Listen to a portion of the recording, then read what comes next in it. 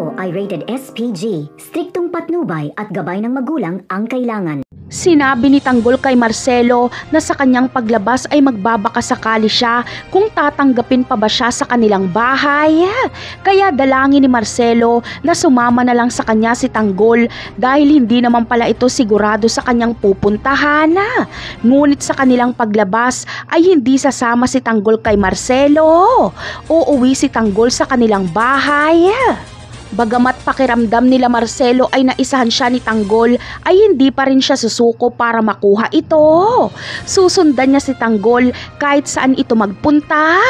Tutulungan niya si Tanggol sa kung ano man ang magiging desisyon nito.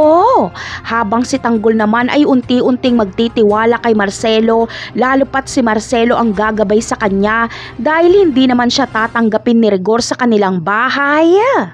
Kaya naman sa pagbabalik ni Marcelo kay Don Facundo ay kasama niya na si Tanggol. Sasabihin ni Marcelo na basta maging tapat lang si Tanggol kay Senyor Facundo ay magiging maimpluwensya siyang tao.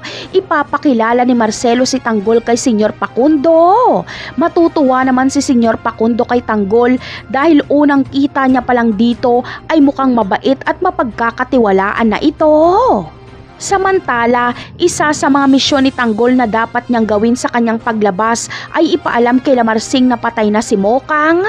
Hindi alam ni Tanggol kung paano haharapin ang mga magulang ni Mokang pero kailangan niya itong gawin dahil karapatan ni Lamarsing at Nita na malaman ang tunay na sinapit ng kanilang anak.